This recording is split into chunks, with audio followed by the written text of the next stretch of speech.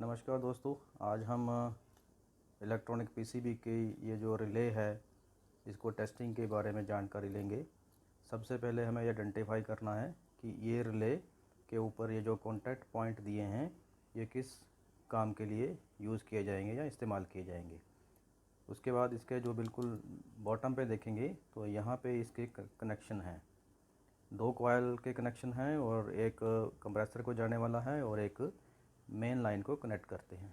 तो सबसे पहले हमें ये चारों में से आइडेंटिफाई करना है कि कौन सा पॉइंट किस पर्पज़ के लिए यूज़ किया जाएगा।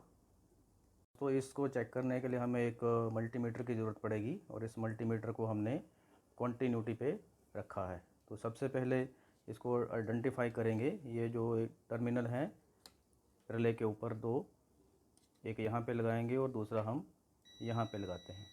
तो जिस टर्मिनल में आपको कॉन्टिन्यूटी मिलती है वो उसका फेस होगा, यानी यहाँ पे हम मेन लाइन से जो आने वाला फेस है वो कनेक्ट करेंगे। तो अगर दूसरे टर्मिनल के साथ देखें तो हमें यहाँ कॉन्टिन्यूटी नहीं मिल रही है, तो इसका मतलब ये जो पॉइंट है ये कंप्रेसर के लिए हम इस्तेमाल करने वाले हैं।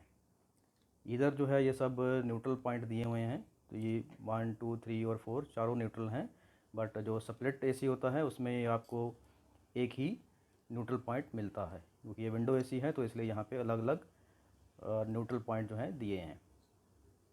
तो जैसे अभी हमने रिले के जो टर्मिनल फाइंड आउट किए हैं फेस और कंप्रेसर के लिए, तो ये उसका बॉटम के हैं, ये कंप्रेसर का सॉरी ये मेन फेस का है और ये इधर वाला जो है ये कंप्रेसर के लिए यूज़ करते हैं। तो अभी यहाँ से जो हमने ये रिले का बॉटम पार्ट है यहाँ पे, इसमें से हमने कॉयल वाले कनेक्शन को ढूंढना है। तो कॉयल वाले कनेक्शन ढूंढने के लिए हमें रेजिस्टेंस वैल्यू चेक करना पड़ता है। तो अभी हम इस मीटर को रेजिस्टेंस पे डाल देते हैं। तो अगर इन दोनों पॉइंट के ऊपर हम चेक करेंगे तो यहाँ पे अभी हमें कुछ रेजिस्टेंस वैल्यू जो है मिलना चाहिए। तो यहाँ पे 159 ओम का रेजिस्टेंस आ रहा है। तो इसका मतलब ये वाले जो टर्मिनल हैं ये यहाँ पे हम 12 वोल्ट डीसी सप्लाई देंगे जो इस कार्ड के थ्रू हम जनरेट करेंगे। अब हमने इस सिस्टम को सारा कनेक्ट कर दिया है, मेन लाइन से कनेक्ट कर दिया है और ये जो भी पॉइंट है यहाँ पे हम 12 वोल्ट पहले चेक कर लेते हैं। तो अगर हम देखते हैं यहाँ पे हमें ये 12 वोल्ट अभी नहीं मिल रहे हैं, क्योंकि यहाँ पे जो 12 वोल्ट है जब हमारा एसी 3 मिनट के डिले के बाद स्टार्ट होता है तब यहाँ पे 12 वोल्ट हमें मिलेंगे। 3 मिनट से पहले यहाँ 12 वोल्ट नहीं आते हैं। तो अगर हम with respect to neutral check करें, ये हमारा फेस था और यहाँ पे हम न्यूट्रल चेक करेंगे, तो इसको अभी हम एसी वोल्टेज पर डाल देते हैं। तो एक अगर पॉइंट हम यहाँ लगाते हैं और इधर ये न्यूट्रल कनेक्ट किया है तो हमें ये लाइन वोल्टेज दिख रहा है। तो ये लाइन वोल्टेज हमें एसी स्टार्ट होने से पहले मिल जाता है और जब एसी स्टार्ट होगा अगर हम इधर कनेक्ट करते हैं तो अभी यहाँ पे हमें वोल्टेज नहीं मिल रहा है, क्योंकि अभी 3 मिनट का डिले नहीं हुआ है। अब 3 मिनट का समय निकल चुका है।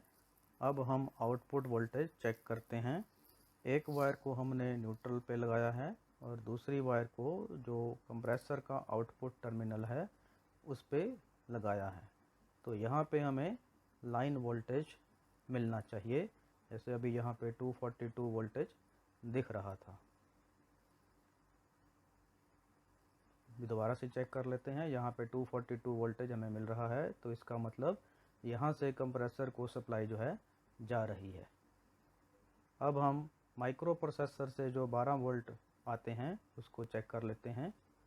तो उसको चेक करने के लिए जहाँ पहले हमने रेजिस्टेंस चेक किया था वहीं उन्हीं 2 टर्मिनलों को इस्तेमाल करेंगे और मीटर को डीसी वोल्टेज पे रखेंगे।